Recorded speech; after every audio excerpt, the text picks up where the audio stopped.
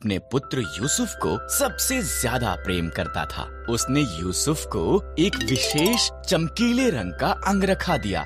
यूसुफ के भाई उससे ईर्ष्या करते थे। उन्होंने उससे नफरत की। यूसुफ ने विशेष स्वप्न भी देखे। मेरे स्वप्न में हम खेत में पूले बांध रहे थे, उसने कहा, और तुम्हारे पूलों ने मेरे पूले को दंडवत किया। यूसुफ के भाइयों ने उससे और भी ज्यादा नफरत की। यूसुफ ने एक और स्वप्न देखा। सूर्य, चंद्रमा और 11 तारे मुझे दंडवत कर रहे थे। उसके पिता और उसके भाई कुड़कुड़ाए। क्या तू ये कह रहा है कि तू हम पर राज्य करेगा? एक दिन यूसुफ के भाई खेतों में उनकी भेड़ों की निगरानी कर रहे थे। उन्होंने उसे उनकी तरफ आते हुए देखा। उन्होंने उसे मार देने और उसके स्वप्नों का अंत करने की योजना बनाई। हमारे भाई को मार देना गलत होगा, रूबेन ने कहा। आओ हम उसे खाली गड्ढे में डाल देते हैं। इसलिए उन्होंने यूसुफ का विशेष अंगरखा फाड़ दिया और उसे गड्ढे में फेंक दिया। इश्माइली व्यापारी मिस्र की तरफ उनके मार्ग से गुजरे। आओ हम यूसुफ को इश्माइलियों के गुलाम के रूप में बेच देते हैं, यहूदा ने सुझाव दिया। इसलिए भाइयों ने यूसुफ को चांदी के 20 सिक्कों के लिए बेच दिया। भाइयों ने यूसुफ के अंगरखे को बकरे के लहू में डुबोया और इसे याकूब को दिखाया।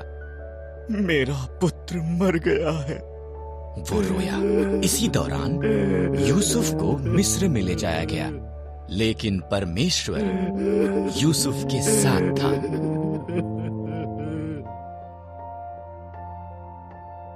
मिस्र में इश्माइलियों ने यूसुफ को पोतीपर के पास बेच दिया, जो फिरौन का हाकिम था। परमेश्वर ने यूसुफ को आशीष दी और उसे सफल बनाया। पोतीपर ने यूसुफ को अपने पूरे घराने का अधिकारी बना दिया। मिस्र इजरायलियों से भरा हुआ था।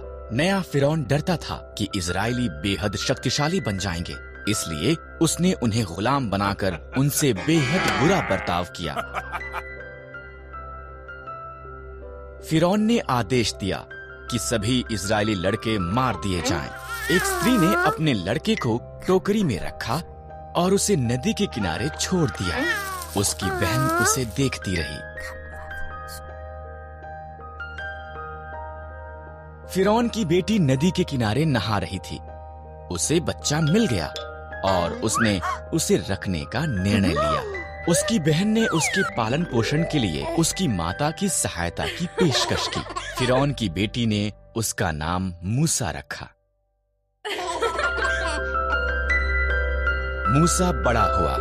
एक दिन उसने देखा कि एक मिस्री इजरायली को मार रहा है। मूसा ने मिस्री को मार दिया और मिद्यान को भाग गया और 40 साल तक एक चरवाहा होकर रहा। मूसा होरब पर्वत पर अपनी भेड़ों की निगरानी कर रहा था। परमेश्वर की आवाज एक जलती झाड़ी से बोलने लगी, मूसा, मेरे लोग कष्ट में हैं। मैंने उन्हें आजाद कराने के लिए तुझे चुना है। मैं नहीं कर सकता, मूसा ने जवाब दिया। मैं तुम्हारी सहायता करूंगा, परमेश्वर ने वादा किया। अपनी लाठी नीचे फेंक। मूसा ने किया। वो लाठी एक सांप में बदल गई। जब उसने इसे उठाया, वो पुनः एक लाठी बन गई।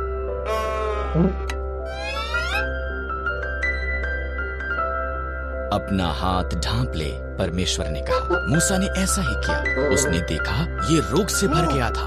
जब उसने दोबारा किया, वो चंगा हो गया था। ये जाकर फिरौन को दिखा, परमेश्वर ने कहा।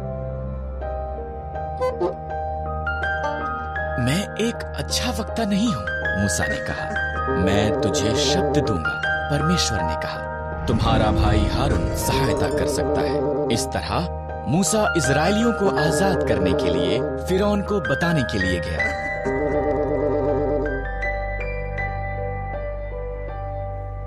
मूसा और हारून ने फिरौन से कहा, इजराइलियों का परमेश्वर कहता है कि तुम उसके लोगों को जाने दो, नहीं तो बुरी बातें तुम्हारे साथ होंगी। पर फिरौन ने उनकी नहीं सुनी।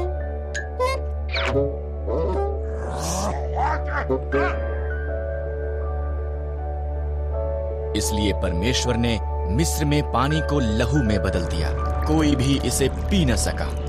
तब उसने मिस्रियों के घरों को मेंढकों से भर दिया, हर तरफ मेंढक थे। फिर भी फिरौन ने उनकी नहीं सुनी। इसलिए परमेश्वर ने मिस्र के आकाश को कुटकियों से भर दिया, वो वहां धूल के समान भर गई। फिर उसने मिस्र के देश को डांसों से भर दिया, फिर भी फिरौन ने उनकी नहीं सुनी।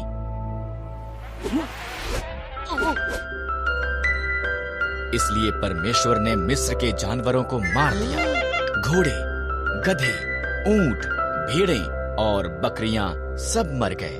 फिर उसने मिस्री लोगों को फोड़े से पीड़ित किया, फिर भी फिरौन ने उनकी नहीं सुनी।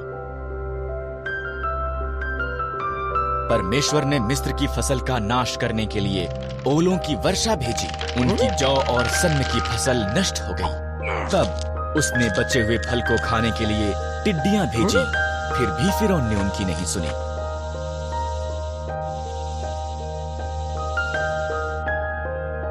इसलिए परमेश्वर ने देश में अंधकार भेजा, फिर भी फिरौन ने उनकी नहीं सुनी। परमेश्वर ने कहा, मैं मिस्र में प्रत्येक पहिलौठों को मार दूंगा और सभी पशुओं के पहिलौठों को भी।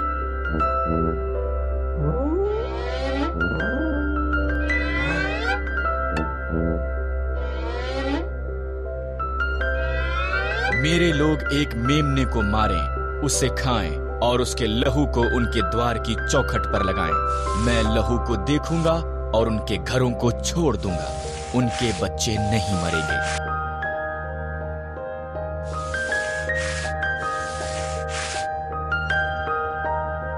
तुम इसे फसह कहोगे और सदा उसे याद रखोगे। इजराइलियों ने परमेश्वर की आज्ञा मानी, पर मिस्रियों के पहिलौठे मर गए, यहाँ तक कि फिरौन का पुत्र भी। अंत में फिरौन ने सुनी और उसने इजराइलियों को जाने दिया।